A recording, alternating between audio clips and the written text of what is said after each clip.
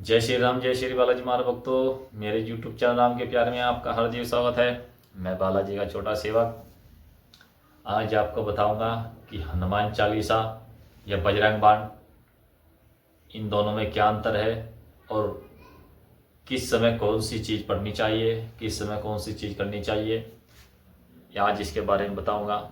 देखिए, अगर आप देखिए, अभी ज्येष्ठ माह का महीना चालू हुआ है।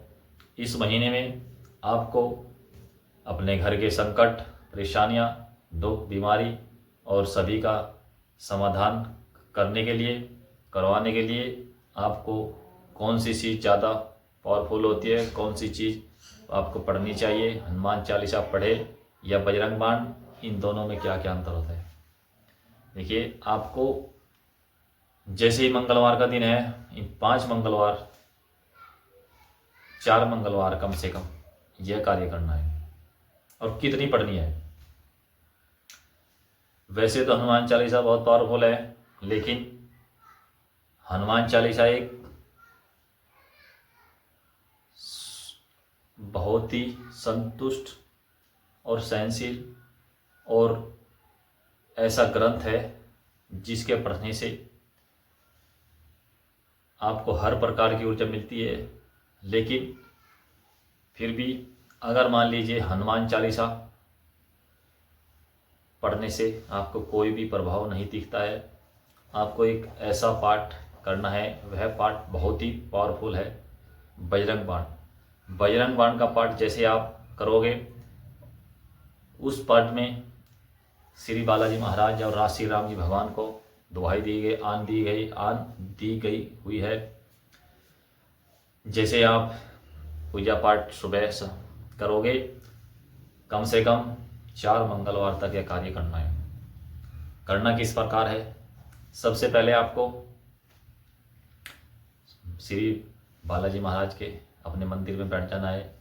बालाजी महाराज से प्रार्थना करनी है, अपने हाथ में जल लेकर और थोड़े चावल, संकल्प लेना है कि हे बालाजी महाराज, हे बालाजी महाराज, भगवान श्री राम, शंकर भगवान, मैं आपको साक्षी मानकर 4 मंगलवार का संकल्प लेता हूँ।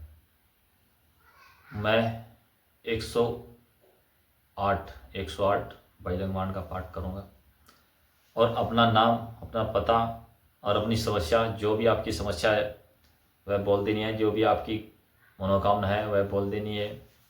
और 108 बार आप हर मंगलवार बजरंग बाण का पाठ करना है और बालाजी महाराज से प्रार्थना कर कर फिर आपको जाना है। जैसे ही आप 108 बार बजरंग बाण पढ़ोगे, और उस बजरंग बाण में इतनी पावर है कि बजरंग बाण बहुत ही पावरफुल ग्रंथ है। जो विकट परिस्थितियाँ आ जाती हैं, जिस पे ज़्यादा ही परेशानियाँ हैं, ज़्यादा ही विकट परिस्थिति है, वह व्यक्ति इस कार्य को करे, अन्यथा नॉर्मल व्यक्ति इस कार्य को ना करे। जो ज़्यादा परेशान है, किसी प्रकार से कहीं कोई भी समाधान उसको नहीं दिख रहा है, कोई भी समस्या का हल नहीं हो रहा है, वह व्यक्ति इस कार्य को करे। इसमें हनुमान जी पावरफुल के साथ आते हैं, उग्रता के साथ आते हैं और तुरंत गुस्से में आते हैं। लेकिन आपको कोई परेशानी नहीं होगी जब बालाजी महाराज से प्रार्थना करोगे और श्री राम जी भगवान से प्रार्थना करोगे, उनके साक्षी मानकर। 108 बार आपको, सबसे पहले आपको राम नाम, एक माला राम नाम की 108 बार जपनी है। उसके बाद एक माला श्री भवशंकर भगवान की ओम नमः शिवाय जपनी है। और जैसे ही 108 बार आप, फिर इसके बाद बजरंग बाण का पाठ करना है। बजरंग बाण के पाठ करने के बाद फिर एक माला राम नाम की करनी है। राम नाम राम, सीताराम सीताराम सीताराम, ऐसे कर लो, चाहे ओम राम रामाय नमः ऐसे कर लो। ये 2 प्रकार की चीज़ें हैं। फिर देखना किस प्रकार से बालाजी महाराज आप पर कृपा करते हैं, किस प्रकार आपकी समस्याओं का समाधान करते हैं यह। और बालाजी महाराज को भोग लगाना है, बूंदी के लड्डू का भोग लगाना है आपको, और एक मीठे पान का भोग अंगारी पे भोग लगेगा। आप गोबर का उपला जलाकर उसे किसी बर्तन में लेकर आप उसे वहाँ रखना है और जितनी देर आप ये बजरंग बाण का पाठ करोगे उतने समय तक, वैसे तो अखंड दीपक जलाना चाहिए पूरे दिन, लेकिन उतने समय तक एक दीपक जलना चाहिए। 2 घंटे 3 घंटे आपको, 2 घंटे 2.5 घंटे आपको लग जाएंगे इस कार्य करने से। जैसे आप सुबह नहा धोकर बैठना है 4 बजे से शुरू करनी है सुबह, और ये 7 या 8 बजे तक, 7 बजे तक आपको पूर्ण हो जाएगी।